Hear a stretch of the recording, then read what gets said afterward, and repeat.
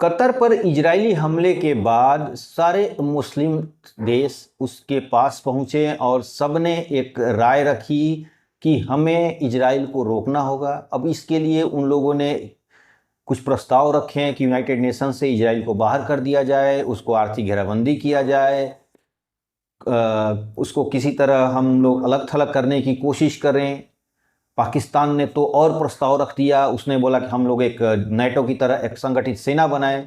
लेकिन आप सभी जानते हैं कि पाकिस्तान पर कोई भरोसा करता नहीं है। कभी ईरान का वो दोस्त बन जाता है, कभी ईरान को पीठ में छुरा घोंपता है, कभी तालिबान के साथ दोस्ती करता है, फिर तालिबान को ठुकवा भी देता है अमेरिका से, कभी किसी के साथ होता है, कभी किसी के साथ होता है। यानी उसके ऊपर कोई भरोसा नहीं है, लेकिन बिना बताए अपनी राय जरूर दे देता है। वैसे ही राय दे दिया कि नेटो की तरह सेना बननी चाहिए।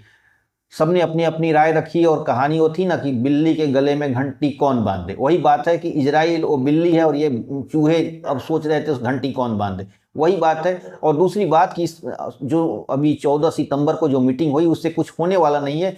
बस सेठ जी के घर चोरी हो गई और पूरा मोहल्ला उनके यहाँ एक तरह से पुछार करने पहुंच गया कि भाई कैसे हुआ, बड़ा दुख हुआ। ये कतर के साथ कुछ ऐसा हुआ, वही सेठ जी हैं और बाकी मुस्लिम देश उनके यहाँ पुछार करने पहुंच गए। बाकी इस मीटिंग से कुछ निकला नहीं है, ना कुछ आगे निकलेगा।